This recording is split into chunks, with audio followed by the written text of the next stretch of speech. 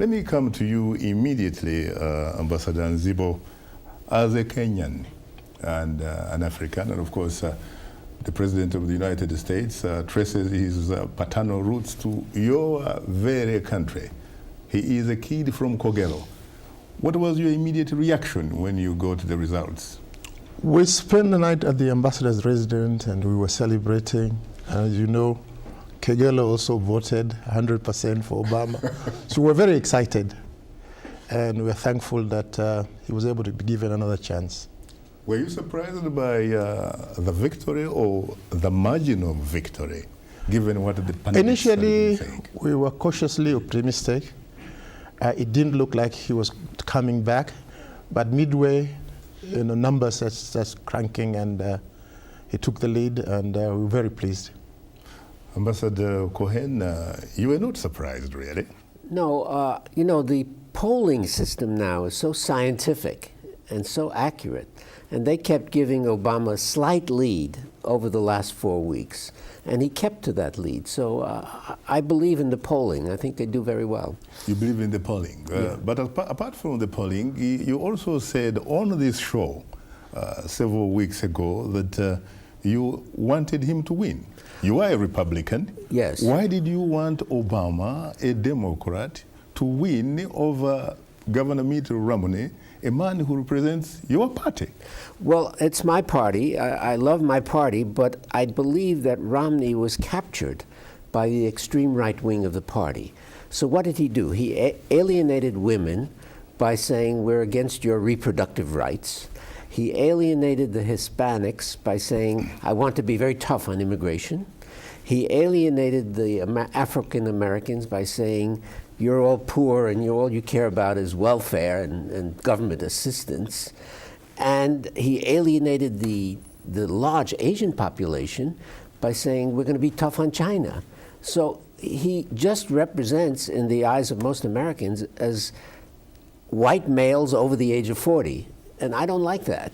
Talking about white males over the ages of 40, why did he allow himself to be taken hostage by that group, that segment of society? I mean, this is a man, at one time, frankly, who did his politics in the middle.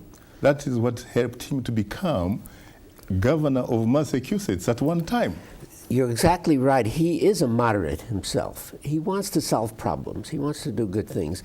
But in order to win the nomination, which is very much geared toward the right side of the party, he had to adopt all of these policies like the Tea Party people wanted, the evangelicals wanted on reproductive rights. And then later, after he became the nominee, he wanted to move back toward the center, but it was too late. It was too late. It was too late. You know, Ambassador Nzibo, you worked and lived in this country for many years. You followed a lot of elections before and what have you. You obviously know polls when you see them.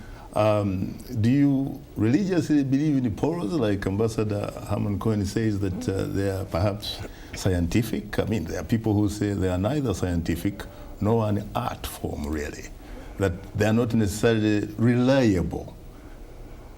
I do believe in the polls, but just the problem we have in Africa, and in Kenya especially, is that sometimes they tend to be biased toward a particular political leaning. And therefore you begin to question whether the findings actually reflect the true research that has been done. But done well, the predictions are almost on the dot. Done professionally? Yes. What about some who said that Hurricane Sunday may in fact have had something to do with Obama's victory, that it may in fact have helped him? It may have diverted, for example, the focus from politics to statesmanship. Hurricane Sunday. Do you think that it may in fact have had something to do and may have in fact worked in favor of the incumbent President Obama? I think what really came out clearly is the humane in the man. Romney also had a chance to reach out to the people, but I don't think he was that successful as Obama was. So if we look at his plea for people in Ohio, the health programs, concerns for the poor, reaching out to everybody, being all inclusive.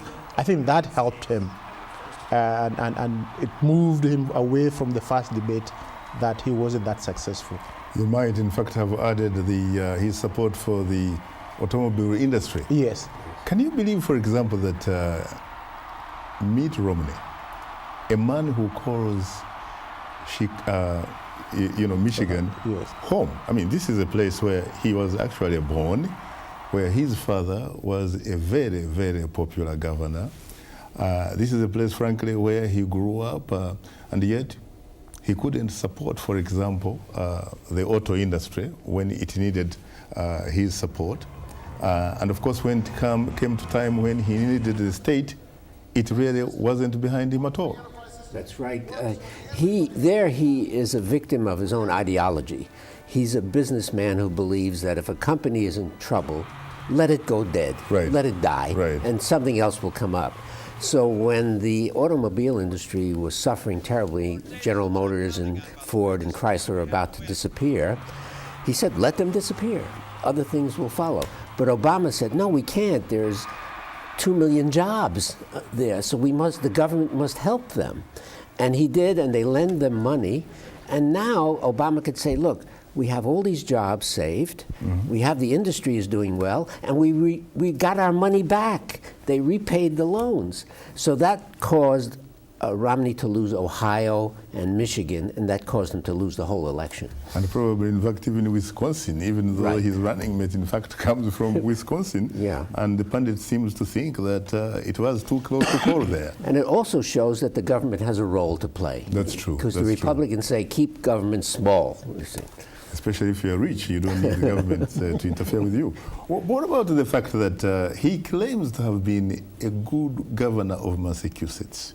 And there is some evidence to that effect. But how come the state of Massachusetts did not return the honor to him, a favor? He was a good governor, and actually he invented Obamacare. He's the one. Of course, he has been running away from. That's right. So he did and if you talk to the people of Massachusetts now, they love the health care program that he put into place.